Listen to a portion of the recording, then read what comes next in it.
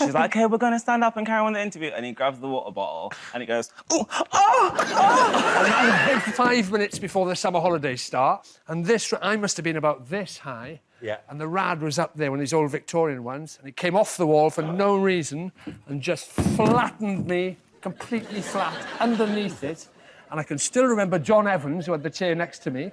It was on his toe, and he was like that, and he was going, "Nyah! Nyah!" I can remember this going, it's on your f***ing toe, man. I am literally underneath it, flat, completely up to my neck in radiator. And I spent the whole holiday on crutches. Oh. Did you get a little cheeky payout? I didn't snitch. Really? I didn't snitch. It's my fault. It's my fault. Don't blame the builders. Leighton, let's see what year we are going back to with you.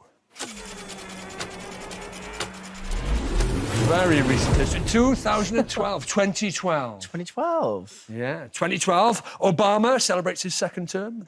London defied expectations and the Olympics weren't. But what was Leighton up to? How will it be revealed? What is that? Oh, it's a person. It's a person. Hey, Jordan. Jordan. Yes. Jordan. Hi, Jordan. I want some dirt. You want the tea? I want some dirt. I want something that's going to help Leighton be the most embarrassing teenager here. Let me dig through the archives. Oh, no, I'm actually nervous now. So there's a story I can tell you, and it was back in the day when we were like, girl, let's get real, like, we need to get a job. So we were like, okay, what was a fab job to do? And at the time, it was like Hollister, Abercrombie, that era, and that was the fab jobs to do. So we hooked up an interview. It was a group interview, okay? She's like, okay, everyone sit down in a semicircle, and we're gonna go through the semicircle, and we're all gonna say a fun fact about yourself, and then we'll move on, okay? So me and Leighton are maybe where you're sat, okay? So we're the first ones. We go through fun fact, fun fact. We get to about where I am, halfway through the circle, and there's this guy, and he freezes, and he's like, grabs his backpack and bolts it out the room. And bless him. The door was swinging. The door was swinging, but mind you, then the people just carry on talking and telling their facts, but we're sat next to each other like, is anyone else gonna clock what just happened? And you know those situations where you're just not supposed to laugh and it becomes funnier and funnier, and we're like elbowing each other and he's trying to like stifle his laugh, and then he's like, and I'm like, what? And I look down to my left, in this sort of direction, in this area, and there's a puddle that's growing on my sis's lap. Because I might do it now. Look, I've got dark trousers on. So I have a little water bottle down by me.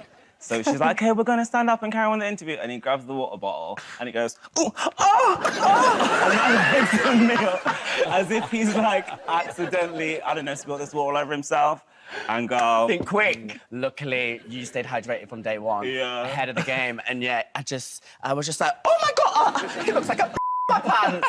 Knowing very well that was urine. Yeah. By the way, 2 of us went for the interview, and 1 of us got the job, and it was him. It's gonna be him, isn't it? It's gonna be old pants over there. Exactly. Well, I pushed. She was like, oh yeah, it's time for Polaroids.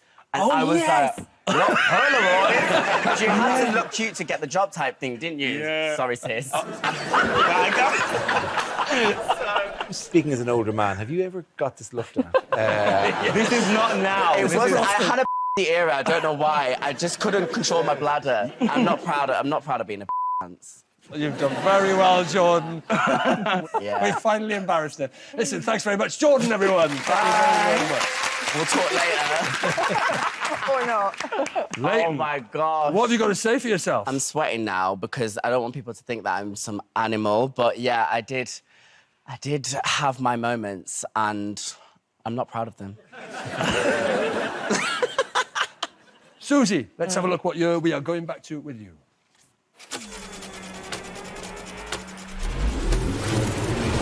1970. Oh, a little bit further back. A little bit further back. More my era. That's right, we're going back to 1977, the year Star Wars began and Elvis ended. And in music, it was all about anarchy in the UK, a social movement that peaked when a young Susie Dent returned a library book 4 minutes late.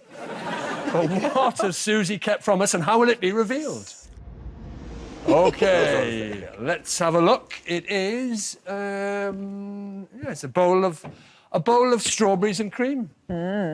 Susie, Well, what have we uncovered? this will be Wimbledon, of course. But this is really about me having a telepathic connection with Bjorn Borg. So Leighton, he was an incredible Swedish tennis player. He also makes really good pants. I felt like I had a direct link to his mind and that I could affect his play. I would be watching these finals, having this internal dialogue with Bjorn Borg, and if he was losing, I said, don't worry, you've got this. I would tell him what shot to play next, and I wouldn't even go to the loo because I thought it would break the connection. So I had a massive crush on him, and this was the only way that I felt like I could get my connection. I bought some of the sweat bands. Sweatbands, yeah. The one that goes around the head, like Bjorn. Yeah. I didn't have an opponent, so I would go out into the garden. Oh, no. You have a wall. And didn't have a wall. Oh. No, just a lawn. And I would pretend to be playing, but no one was hitting it back to me, so I had to kind of trundle off. Can you demonstrate what you were doing in the garden? Oh, yeah. So you'd be in the garden. Well, I would just be crouching like this. They'd be giving me balls. And then I would... No ball. And then I bounced the ball and all of this. Fully convinced that no one was watching this. But sadly, one day my sister was. And was actually doing what you did. She did her pants watching you.